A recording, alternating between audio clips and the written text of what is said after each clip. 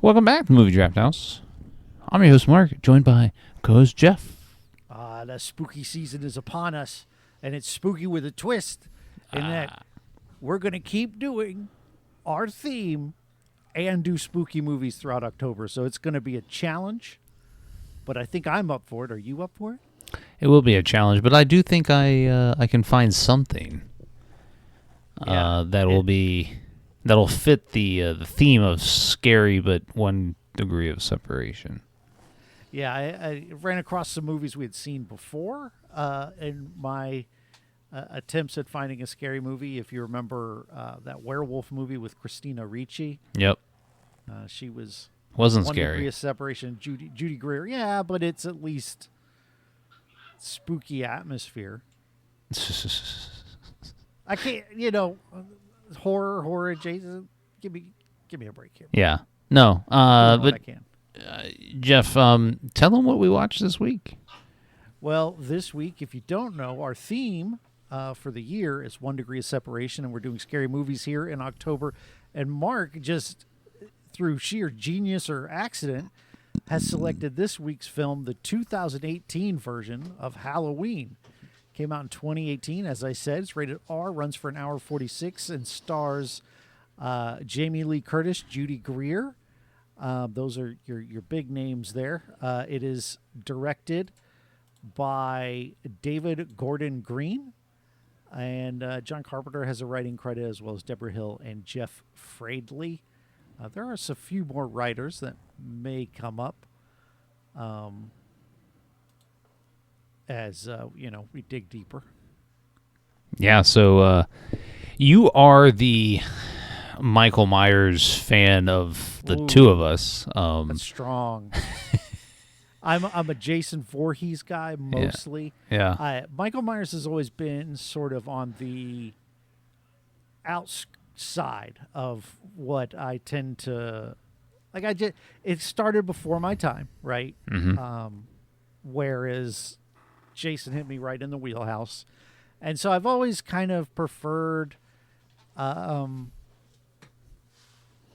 a Jason and maybe Freddy to a lesser degree, but I don't dislike Michael Myers movies, but they don't normally get me out of bed very much. Yeah. And you'd seen this one before, right? Yeah, I saw this in theaters. Okay. And so we should jump back. Halloween. It's been about a year since we watched the original Halloween.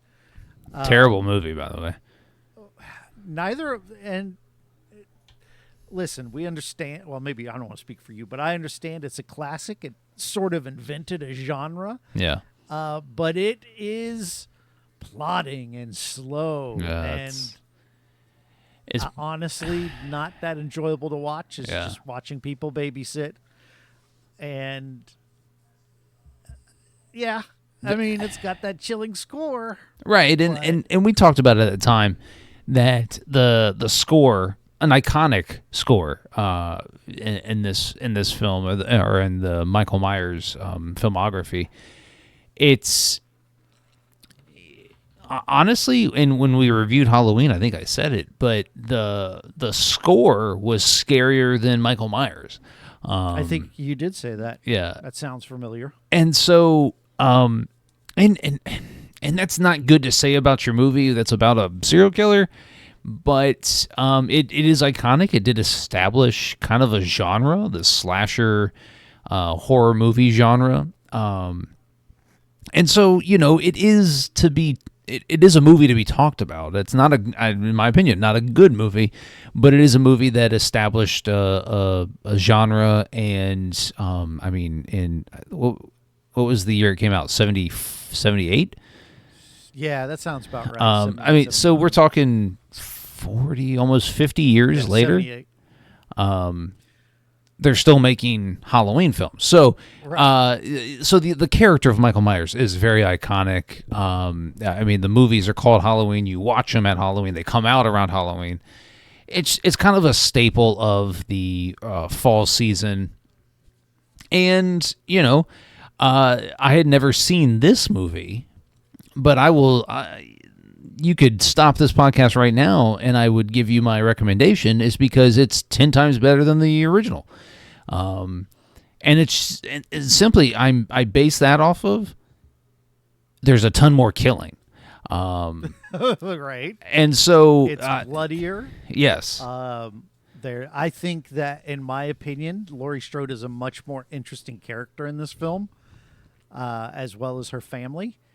And I think there are more interesting characters just overall. Like the fodder that gets killed, they do just enough for you to be like, oh, that's an interesting take, and then they die or whatever. Yeah. So there were several characters in this that I took a liking to, and they had very small screen time, but I was like, oh, that's a cool character to root for. Then they get killed, and I was like, damn it. Yeah, I like the babysitter. Yeah, me too. That's babysitting the young boy, and they had pretty good camaraderie there. And, when she gets killed, it's kind of a bummer a little bit. Well, it's kind of a bummer she gets killed and her boyfriend lives, but... did he live? No, he died. Did he? He got hung up. Yeah, he gets stabbed and hung. You don't see it, but when the police officer comes into the house later, he's hanging from the wall. Did you recognize that kid? He was in My Friend Dahmer. Oh, no. Yeah, he was a creep in that. So well, and so I enjoyed this movie. And it's an hour 46. That's perfect. It's a perfect, runtime for a slasher flick. It's a perfect runtime for this movie. And what I don't necessarily, and I enjoyed that right out the gate, they show Michael Myers and then they establish he's still a homicidal maniac. And that's all you need. That is all you need in a Michael Myers film. You need Jamie Lee Curtis, running away and, trying to survive Michael Myers. And here you get both. And that is perfect. It's fine. It's what I didn't like is that they showed his face very on in the movie. And I was like, kind of show his face. Yeah. It's like sort of showing his face here and there. And I don't like that. I think a character like Michael Myers, the anonymity. Anonymity. Thank you. Behind the character is something that plays into and plays up. The scare factor is because, honestly, Michael Myers shouldn't be living 50 years after the original movie came out. But if they never showed his face, anybody can be Michael Myers.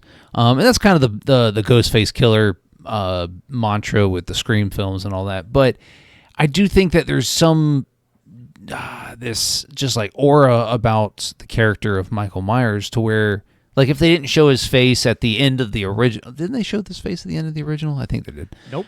They didn't? And they're not really showing his face here. Oh, but they very much established that he's an older man. And, like, great hair and all that. He's older. He's kind of maimed a bit. Right. They all but show his face. Like, I think they do a clever job in the way they handle it, to me. Like, it's just enough to be like, ooh, we get a look at him, and then you're like, oh, I don't know that I could really describe this guy to, like a police artist.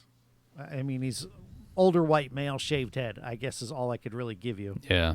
And, I kind of enjoyed, enjoyed maybe is too strong a word, but I didn't really dislike the fact that, Jamie Lee Curtis's character has kind of ostracized herself from her family in the name of staying safe and all this. Mm-hmm. But I think that they could have been played up more. I think, Jamie Lee Curtis doesn't get a ton of screen time until the last act of the movie. And honestly, I would much rather prefer seeing Jamie Lee Curtis, trying to figure out some shit than getting 5-10 minutes with, these bit characters that just end up dying. But I also get it that you got to have fodder for Michael Myers, and that's kind of what this was. I will say that the kills here are really good. they're brutal. They're kind of gory, not too much gory, but pretty gory. But they're also like, I wouldn't say like over the top, right? I mean, he stabs everybody, but like I think the goriest death, maybe the kid that hangs from the fence or the gate. Pretty good. Yeah. I mean, there was a lot of people that died in this movie. So, and they do die off screen a lot. Yeah. Like there's the woman in the kitchen. You hear her get killed, and then they come in. Did you think he was going to kill the baby? I a little bit, yeah. I was fucking do that. I was watching with my wife, and she's like, "Oh, is he going to kill the baby?" I was like, even Michael Myers doesn't kill babies. Right. So thankfully he didn't. But he did kill that kid in the truck when they did he kill the bus kid? Got overturned. That's what I took it. See, as. and that shit out of him pretty good. Yeah, he did. But did he kill the black kid? The kid that was getting babysat? No, he got away. Right. I think he got away. I think he would have had he caught up. He's kind of a douchebag that way. So it's like, we do have, Michael Myers with a conscience here. And for the most part, I mean, there are the high school teenagers, so they're technically kids, but. Yeah, but they don't count. Right. That's what I said. That's typical slasher fodder, man. That's what you pay for. I did also like one of my favorite parts was when the woman's in the bathroom and Michael Myers comes in and he drops the teeth over the top of the that was very good. Yeah. Very effective. And I'm like, and I know it's a whole trope, but young women in slasher films being just completely dumb. She's probably one of the dumbest I've seen. Is like, why are you, bro? You're not even trying to get away. Like you're crawling slow motion over, and then like when the guy kind of tries to stop Michael Myers and then he ends up getting killed. It's like, bro, that's your time to get away. What are you sitting there watching? This is not a movie. You're not watching the movie. Yeah. I just thought like her character was incredibly dumb. Some of the other, like the girl that gets stabbed through the throat, and we see it through the window. I thought she I mean, that was a good kill. No doubt. I just thought like she was dumb. And so like there is that kind of a balance where in a lot of movies make fun of it. There's been a lot of kind of these comedic slasher films in the past 3-4 years that have made fun of that trope of, hey, everybody's dumb that's trying to get away from a serial killer. But in this movie where it's very, being taken very serious, there aren't hardly any comedic moments. I mean, the only comedic moments are with the black kid and the babysitter. And I thought those were very funny moments. And so I felt like the characters that are trying to get away from Michael Myers probably could have been a little bit smarter in this movie.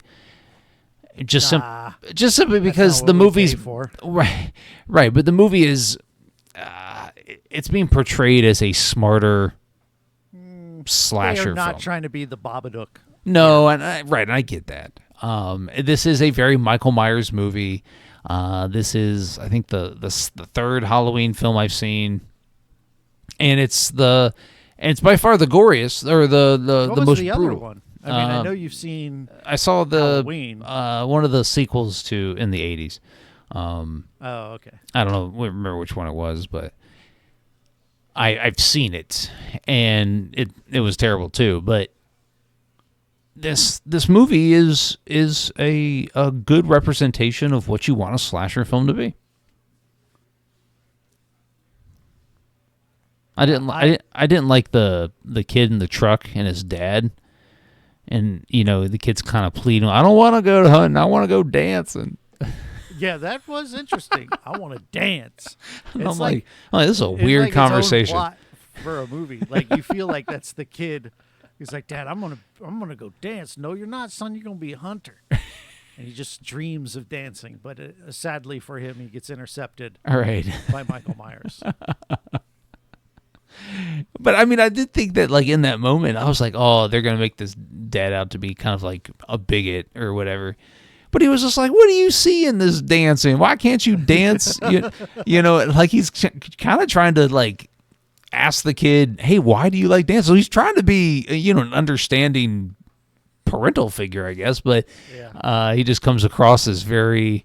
It was just kind of a weird bit of dialogue in the movie where neither one of these characters are seen ever again, and I was just like, I turned to my wife, I was like, that was weird. And she's like, yeah. She goes, wonder where he danced. Like ballet. Are we talking ballet? Are we talking hip hop? There's different types of styles of dance. I wouldn't have got out of that truck though. Oh, yeah, dummy. Right. More dumbness, right? Why? I mean, why are you getting out of the truck, bro? Call 911.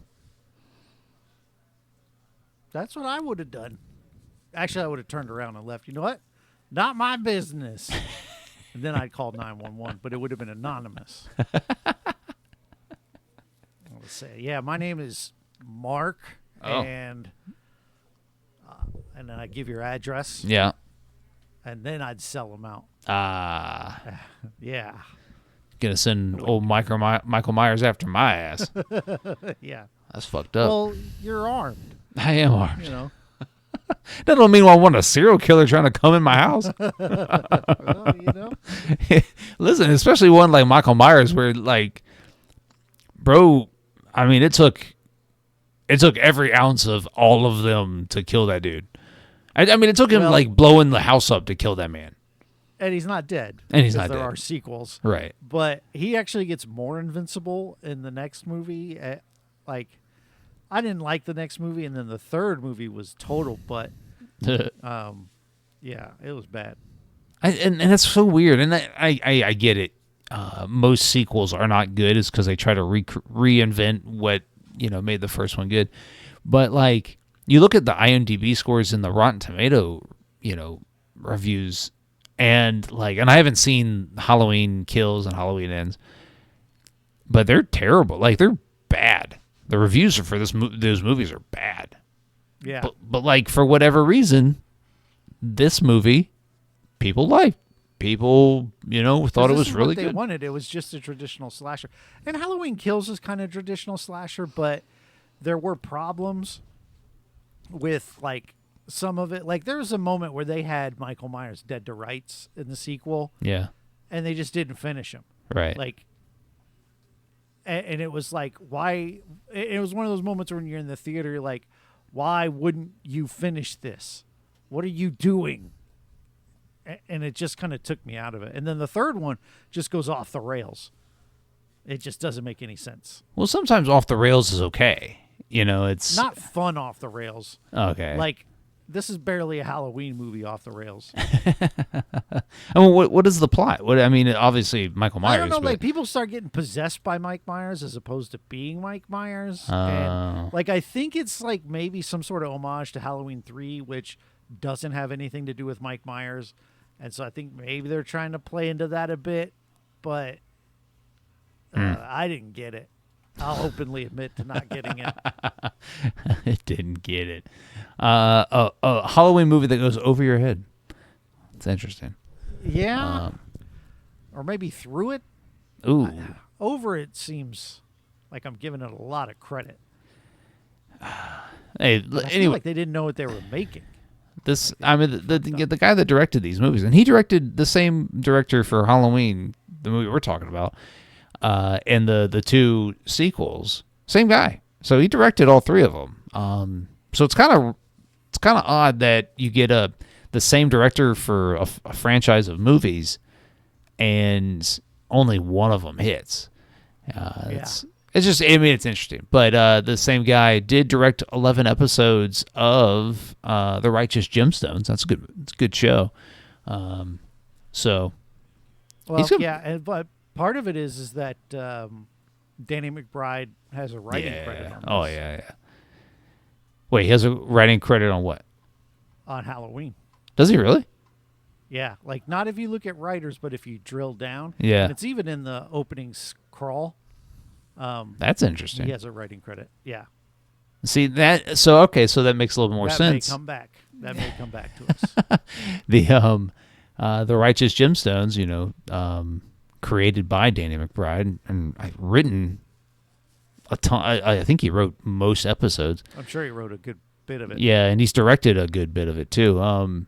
Interesting. So I mean that makes sense. Okay, so Danny McBride or vice versa, where this director knows Danny McBride. Hey, you want to write a series of scenes for me, or you want to give me a storyboard and we'll craft it from that, and vice versa. But all right, we do this every time we review an iconic character.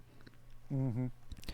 Who are your Mount Rushmore of slasher villains? Jason. Because we've had a new entry within the last 3 to 4 years, and I'm wondering if it makes your right. Well, because I think you updated yours. I have, but for me, it's Jason, Ghostface, probably Mike Myers from a tradition standpoint, not from a personal standpoint. Yeah, and then Freddy. Okay, I think those are the take Michael down and put Chucky on there instead. Okay, he was on yours last time we did this. That's what it was. Yeah, it was Chucky, Ghostface, Jason, and what was the other one? Freddy, yeah. Mine would be Jason. Michael Myers, just simply because of the mask face, right. Ghostface killer. So the Ghostface mask. And then I think my update is that it's got to be Art the Clown from the Terrifier films. Yes, you're a big fan. I am a big fan of. It's because those Terrifier movies, even though Terrifier 3 really really leaned into the supernatural bit and all this, Art the Clown is such a revelation of as a character. He's a mime. He's funny. His movements are funny. His facial expressions are funny, but he's terrifying. He's, brutal. And those movies are more brutal than they are scary, right? But I just think in those movies have only been around and popular in pop culture for 4 or 5 years now, and he's already got his own attraction at Halloween Horror Nights. And does he? Yeah. He's got his own house at Halloween Horror Nights, and it's one of the most sought after houses. I mean, you're waiting 3 hours to get into it, but it's and I only know this because I went to Halloween Horror Nights 2 weekends ago. But Art the Clown is kind of where pop culture is right now as far as these serial killer characters go, and he's a good one. It's highly inventive, highly iconic, and from the first movie he gets to be iconic. But that's where mine, and I think most of them. And you talk about any serial killer, iconic serial killer, it's more so about the face. Jason wears the hockey mask. Michael Myers wears this silicone mask. Freddy's got the glove. Freddy's got the glove and the hat. Yeah. The ball sack face. Ghostface Killer has the mask. So I think that's what makes a good slasher flick, is when you have these characters that are just, when you see them, it's like, oh yeah, that's some scary shit. It's because if you see Michael Myers down a dark hallway, and this movie has a lot of that. You see him in that mask, and it's instantly dread. And the same thing with Jason, even though the early Jason movies most Jason movies are trash, but he's still iconic. He's still got that mask that he wears, and he's hulking. Jason's a big character. And so what is it? Leatherface from the Texas Chainsaw movies.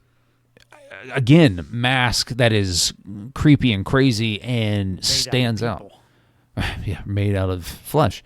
So I think that's what makes these movies so good and entertaining for the most part, is that you have these these characters that stand out, and they stand out either because of what they're wearing, or they stand out because of their movements and their acting or whatever.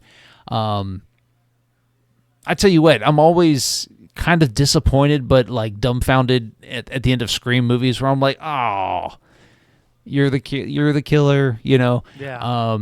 Whereas if they just never revealed the killer, I think I'd be good, just because the Ghostface mask is such an iconic mask and all that. So, yeah, that's my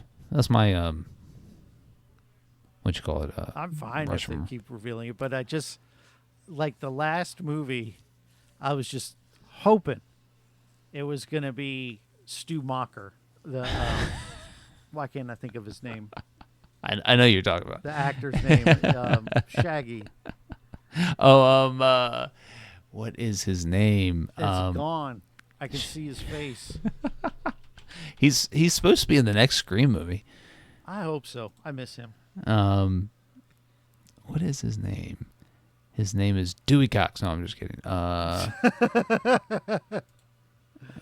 Matthew Lillard. There you go. Thank you. That was going to bug me.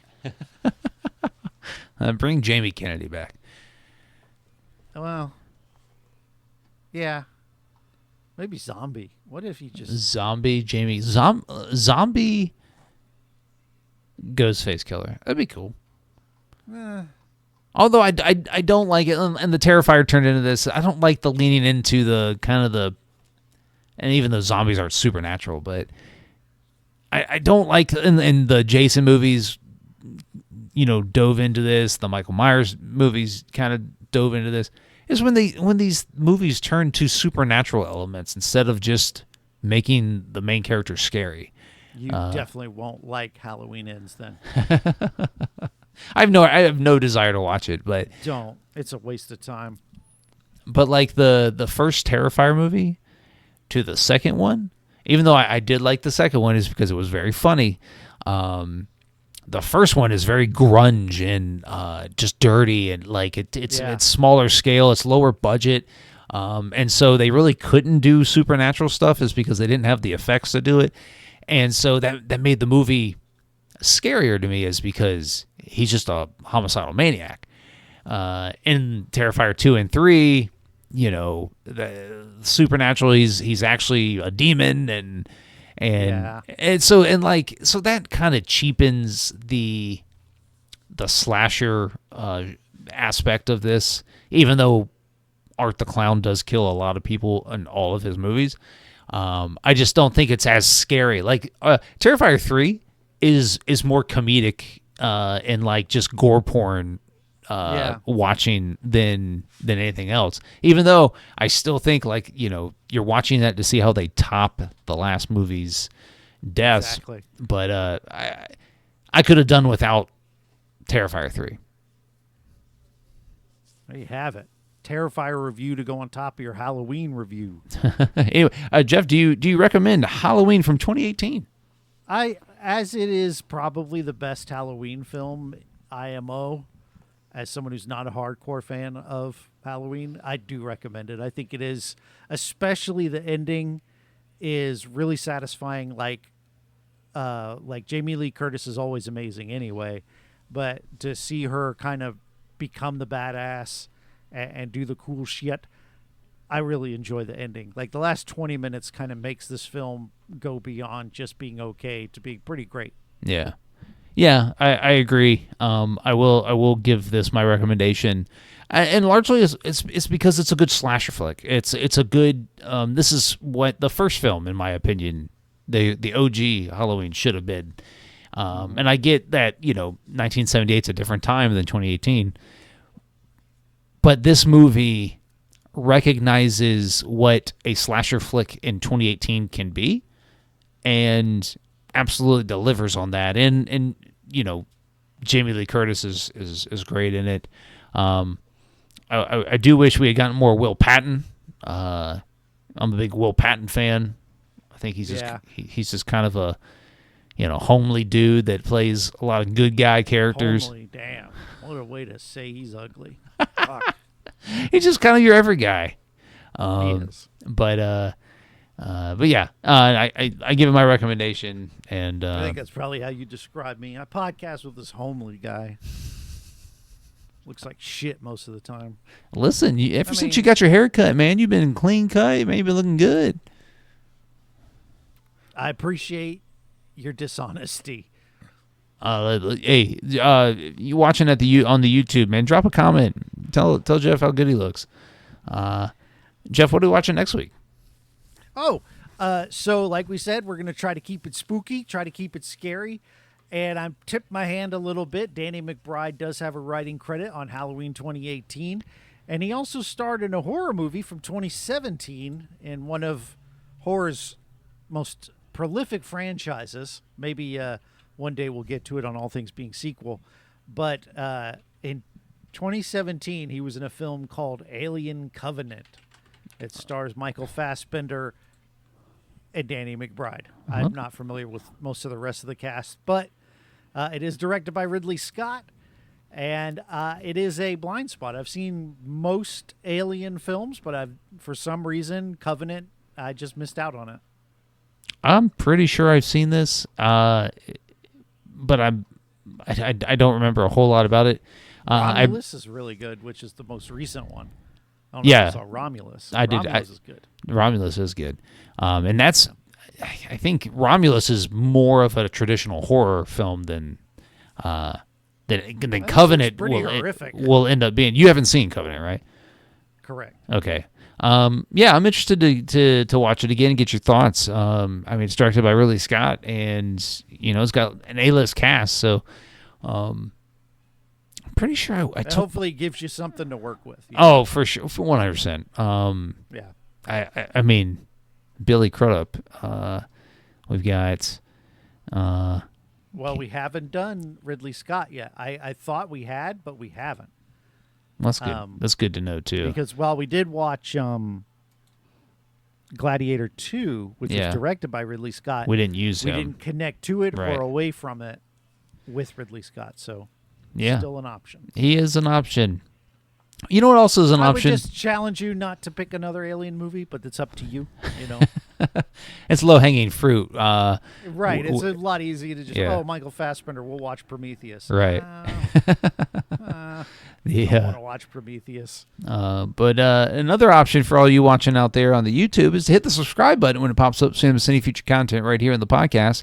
And if you want to follow the podcast on all your favorite social media platforms, we're on Twitter, TikTok, Instagram, right here on YouTube. So give us a like, follow, and a subscribe. Jeff, tell them where they can find you.